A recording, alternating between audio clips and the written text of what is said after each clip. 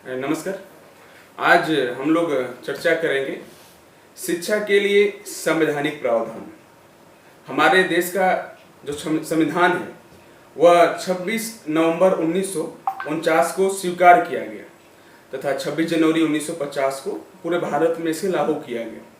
संविधान की जो प्रस्तावना है उसमें अगर आप देखें तो सामाजिक दर्शन का वर्णन मिलता है। सभी संस्थानों को जो विद्यालय जैसी संस्थाएं जो कार्य करती हैं या राज्य को यह कहा गया था भारतीय संविधान में, यह उस संविधान में लिखा गया था कि आने वाले 10 वर्षों में सभी के लिए जो अनुच्छेद 45 है और उसमें ये बातें कही गई थी, आने वाले 10 वर्षों के भीतर सभी बच्चों को फ्री और कंपलसरी एजुकेशन की व्यवस्था किया जाने का प्रयास किया जाएगा। तो आज हम लोग जो चर्चा कर रहे हैं यह शिक्षा के संवैधानिक प्रावधानों, तो वह हम कह सकते हैं कि वह यहाँ से प्रावधानों का मतलब है कि जो संविधान में शिक्षा के बारे में दिशा निर्देश दिया गया था, जो संविधान के द्वारा शैक्षिक व्यवस्थाओं को लेकर जो निर्देश दिए गए थे, उन निर्देशों के द्वारा उन निर्देशों को हमें समझने की यहाँ आवश्यकता है कि ऐसी भारतीय संविधान में ऐसा कौन सा प्रावधान है जिसमें शिक्षा के बारे में बताया गया है। तो अगर हम सबसे पहले बात करते हैं तो उसमें नाम आता है कि जो निःशुल्क एवं अनिवार्य शिक्षा, एक प्रावधान में सबसे पहले अगर हम नाम करें, जब भारत में संविधान लागू किया गया और संविधान लागू होने के बाद संविधान के जो नीति निर्देशक सिद्धांत था उसके अनुच्छेद 45 में इस संविधान के लागू होने के 10 वर्ष के भीतर राज्य सभी बच्चों को निःशुल्क एवं अनिवार्य शिक्षा की व्यवस्था उपलब्ध करवाएगी या उसका प्रयास करेगी जब तक 14 वर्ष के बच्चे न हो जाएं। यह जो अनुच्छेद था 45, इस अनुच्छेद 45 में इस तरह की बातें संविधान में किया गया था कि जब संविधान लागू किया गया तो आने वाले 10 वर्षों में सभी राज्य अपने बच्चों के लिए अनिवार्य शिक्षा या निःशुल्क शिक्षा की व्यवस्था करेगी जब तक वो बच्चे 14 वर्ष के न हो जाए। तो ये जो आर्टिकल 45 में इसका जिक्र किया गया था, जो संवैधानिक प्रावधान में देखें तो संविधान में यह आर्टिकल 45 में इस तरह के जिक्र आपको मिलते हैं जहाँ पे निःशुल्क एवं अनिवार्य शिक्षा की बात कही गई। और जब शिक्षा को समवर्ती सूची में शामिल कर लिया गया उसके बाद से शिक्षा की देखरेख की व्यवस्था केंद्र और राज्य दोनों को करना है। और उसमें संविधान में भी यह कहा गया कि शिक्षा जो है केंद्र और राज्य सरकारों की साझी जिम्मेदारी होगी। अब हम दूसरा अगर बात करते हैं जो शिक्षा का संवैधानिक प्रावधान में, अगर दूसरी बात हम करें तो अल्पसंख्यकों की शिक्षा। अल्प मतलब थोड़ा कम, जिनकी संख्या कम हो। यहाँ अल्पसंख्यक को समझना जरूरी है कि चाहे वो धार्मिक आधार पे जिनकी संख्या बहुसंख्यक से कम है वो अल्पसंख्यक वर्ग में है, या भाषा के आधार पे। संविधान में दोनों के आधार पे अल्पसंख्यक लोगों के लिए अनुच्छेद 30 में शिक्षण संस्थानों की स्थापना एवं प्रशासन से संबंधित सांस्कृतिक एवं शैक्षिक अधिकारों से है। जो आर्टिकल 30 है उसमें भाषा या धर्म के आधार पर सभी अल्पसंख्यक वर्गों को अपनी इच्छा अनुसार शिक्षा संस्थानों की स्थापना करने एवं उसका प्रशासन करने का अधिकार होगा तथा राज्य इन शिक्षण संस्थानों के साथ भाषा धर्म के आधार पर कोई भी हम कह सकते हैं कि कोई भी भेदभाव नहीं करेगा।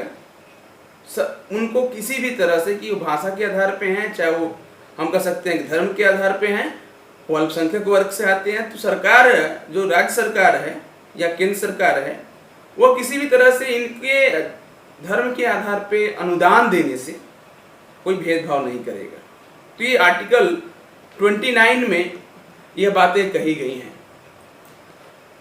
उसमें अगर हम बात करते हैं, देखिए इसके पहले भी अगर हम बात करें, जो अल्पसंख्यक वर्ग की शैक्षिक जो अधिकार दिए गए हैं संविधान में, उसमें संविधान की जो अनुच्छेद 29 है, 29, उसके अंतर्गत भारत के निवासी नागरिकों के किसी विभाग को, जिसकी हम कह सकते हैं कि विशेष भाषा, लिपि और संस्कृति है, उसे बनाए रखने का अधिकार होगा। राज्य द्वारा पोषित या हम कह सकते हैं राज्य निधि की सहायता से चलने वाली संस्थाएं, शिक्षण संस्थाएं में प्रवेश में किसी भी नागरिक को केवल धर्म, जाति, भाषा अथवा अन्य किसी आधार पर प्रवेश से वंचित नहीं किया जा सकता है। मतलब ऐसे शैक्षिक संस्थान हैं जो सरकार की निधि से या सरकार के द्वारा पोषित हैं। वह संस्थान किसी भी बच्चे का, किसी भी व्यक्ति का प्रवेश के लिए धर्म, जाति, भाषा के आधार पे उनका प्रवेश देने से मना नहीं कर सकता है। तो ये आर्टिकल 29 में इस तरह की बातें कही। इससे पहले हमने चर्चा आर्टिकल 30 की बात कही थी कि जो अल्पसंख्यक वर्ग हैं उनकी अपनी रुचि के आधार पे शिक्षण संस्थाओं का निर्माण करना, उन्हें प्रशासनिक अधिकार लेने का हक होगा और सभी शिक्षण संस्थाएं को सहायता देने में, इन जो अल्पसंख्यक वर्ग से संबंधित जो संस्थाएं हैं, इनको राज्य किसी भी तरह से कोई भी किसी भी आधार पे विभेद नहीं करेगा, अंतर नहीं करेगा, चाहे वो धर्म के आधार पे हो, चाहे भाषा के आधार पे हो। यह अल्पसंख्यक वर्ग के संबंध में आर्टिकल ये 30 में या अनुच्छेद 30 में यह बातें कही गई हैं। इसी तरह से अगर हम देखें तो अनुच्छेद 350 जो है, अनुच्छेद 350 ए और अनुच्छेद 350 बी भी अल्पसंख्यक वर्ग के संदर्भ में इसमें संवैधानिक प्रावधान दिया गया है। इसमें कहा गया है कि प्रत्येक राज्य, कोई भी राज्य, हम कह सकते हैं कि प्रत्येक राज्य को किसी भी राज्य सरकार और स्थानीय प्रशासन अल्पसंख्यकों की प्राथमिक शिक्षा के लिए मातृभाषा के प्रयोग हेतु प्रयास करेगा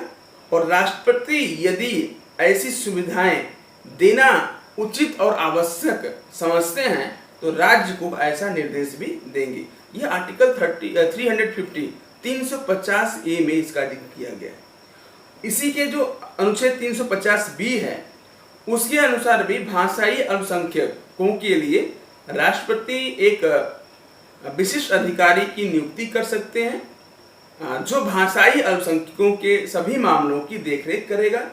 और अपनी रिपोर्ट राष्ट्रपति को भेजेगा और राष्ट्रपति उसी रिपोर्ट को संसद के प्रत्येक सदन में सामने प्रस्तुत करेंगे और संबंधित राज्य सरकार को भेजेंगे भी। तो इस तरह से जो आर्टिकल चाहे वो 29 हो, 30 हो, 350, 350 बी ए, 350 बी, यह कहीं ना कहीं अल्पसंख्यक वर्ग के लिए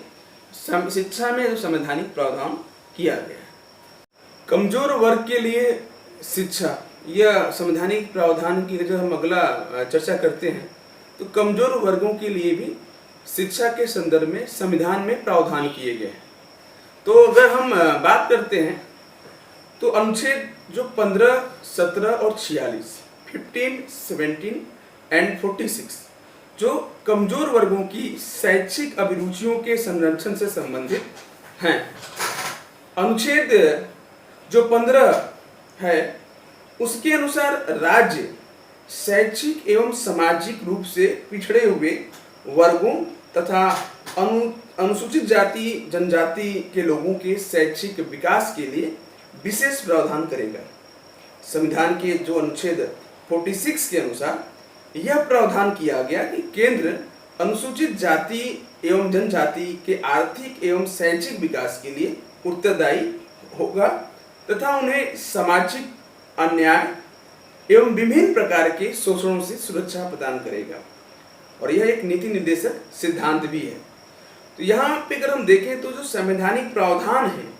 शिक्षा के संदर्भ में, वहाँ कमजोर वर्गों के लिए शिक्षा के ऊपर भी संविधान में प्रावधान किए गए हैं। जो आर्टिकल 15, 17 और 46 यह आप उसमें देख सकते हैं जो आर्टिकल 15 है, 15 है, उसमें राज्य शैक्षिक एवं सामाजिक रूप से जो पिछड़े हुए वर्ग के हैं, अनुसूचित जाति एवं जनजाति के लोग हैं, उनकी शैक्षिक विकास के लिए विशेष प्रावधान करेगा। और दूसरा जो 46 है, अनुच्छेद 46 में कहा गया कि वो अनुसूचित जाति जनजाति के विद्यार्थी या बालक जो जिनका आर्थिक और शैक्षिक विकास के लिए राज्य सरकार उत्तरदायित्व होगी और उन्हें सामाजिक न्याय मिले, उनको हम कह सकते हैं सामाजिक जो अन्याय है और उनको विभिन्न प्रकार के जो शोषण हैं उनसे मुक्ति मिल पाए, इसलिए सरकार जो राज्य सरकार है वह सुरक्षा भी प्रदान करेगी और ये एक नीति निर्देशक सिद्धांत के रूप में भी जाना जाता है। अगला अगर हम बात करते हैं संवैधानिक प्रावधानों के बारे में, तो संवैधानिक प्रावधानों में जो अगर हम अगले जो बात करें वह है धर्मनिरपेक्ष शिक्षा या धर्मनिरपेक्षता के संदर्भ में संविधान में जो प्रावधान किए गए हैं। तो इसमें अगर हम देखें तो भारत जो है, भारत हमारा जो देश है, एक धर्मनिरपेक्ष राज्य है और धर्मनिरपेक्ष देश है और यह एक ऐसा देश है जहां धर्म, भारत वैसे तो भारत में बहुत सारे धर्म और आध्यात्मिकता से परिपूर्ण देश है और उसमें कहीं न कहीं देश में धार्मिक और आध्यात्मिक का बहुत उच्च स्थान भी दिया गया है। लेकिन अगर हम बात करते हैं भारतीय संविधान में, तो कहीं न कहीं भारत को एक धर्मनिरपेक्ष के रूप में हमें कार्य करने के लिए कहा गया है और उसमें दिशा निर्देश भी दिया गया है। तो इसमें जो धर्मनिरपेक्षता की हम बात करते हैं कि इसमें कोई एक विशेष धर्म को हम महत्व नहीं देते हैं। तो इसमें अगर हम बात करते हैं कि भारतीय संविधान में धार्मिक शिक्षा को लेकर और धर्मनिरपेक्षता को लेकर क्या क्या प्रावधान किए गए हैं, तो जो अनुच्छेद 26 है, आर्टिकल जो 26 है, अनुच्छेद 26 है, उसके अंतर्गत सार्वजनिक व्यवस्था, सदाचार और स्वास्थ्य के अधीन रखते हुए धार्मिक संप्रदाय अथवा इसके किसी विभाग को धर्मार्थ और परोपकार संस्थाएं स्थापित करने, उन्हें चलाने, धार्मिक मामले स्वयं निश्चित करने, चल अचल संपत्ति रखने के और इसके प्रयोग की स्वतंत्रता दी गई है। ये आर्टिकल 26 है। मतलब देश में सदाचार के लिए, स्वास्थ्य के लिए, इन सबके अधीन रखते हुए कोई भी धार्मिक संस्था, कोई भी धार्मिक संप्रदाय इसके धर्मार्थ या परोपकार रूप से कोई भी संस्था को स्थापित कर सकती है, उन्हें चला सकती है। धार्मिक मामले में वह स्वयं निश्चित करने, धार्मिक जो मामले होंगे वो स्वयं निश्चित करें और वो अधिकार दिया गया है। चल और अचल जो संपत्ति है उसको रखने और उसका प्रयोग करने का अधिकार दिया गया है। तो ये आर्टिकल 26 में इसका जिक्र किया गया है। एक और हम बात करते हैं जो आर्टिकल 28 है, अनुच्छेद 28, उसके अनुसार यह कहा गया है कि राज्य जो है, जो राज्य सरकार है या राज्य जो है, जिसके निधि से पूरी तरह से पोषित किसी भी शिक्षण संस्थाओं में कोई भी धार्मिक शिक्षा नहीं दी जाएगी। किंतु यह बात ऐसी शिक्षण संस्थाओं पर लागू नहीं होगा जिनका प्रशासन राज्य करता हो, किंतु जो किसी ऐसे धर्मस्व या न्याय के अधीन स्थापित हुई हैं जिनके अनुसार उस संस्थान में धार्मिक शिक्षा देना आवश्यक है। इसके साथ ही यह प्रावधान किया गया कि ऐसी संस्थान में धार्मिक शिक्षा, धार्मिक उपासना में भाग लेने के लिए किसी व्यक्ति को, किसी बच्चे को जबरदस्ती है या हम कह सकते हैं कि उसको उस धार्मिक संस्था में शामिल होने के लिए ज़्यादा जबरदस्ती या उसको हम ये नहीं कह सकते कि एकदम आपको शामिल होना पड़ेगा, यह शायद उसके लिए निषेध किया गया था। किसी व्यक्ति को वहाँ पे बाध्य नहीं किया जा सकता है। अर्थात धार्मिक क्रियाओं में भाग लेने के लिए उस व्यक्ति या उस बच्चे, अगर बच्चा है या कोई व्यक्ति है तो उसकी सहमति से ही उसमें शामिल किया जाएगा। और यदि वह अल्पवयस्क है या वो मतलब वो 18 साल के नीचे का बच्चा है तो उसके अभिभावकों से या उसके जो संरक्षक हैं उसकी अनुमति लेना अनिवार्य होगा और कोई भी संस्थान इस पे दबाव नहीं डाल सकती है कि वो उसके शिक्षण संस्थानों में सभी के समान अवसर, जो भारतीय संवैधानिक प्रावधान है और उस संविधान में भी हम कह सकते हैं कि सबको समान शिक्षा प्राप्त हो, सभी शिक्षण संस्थाओं में सभी को समान अवसर प्राप्त हो,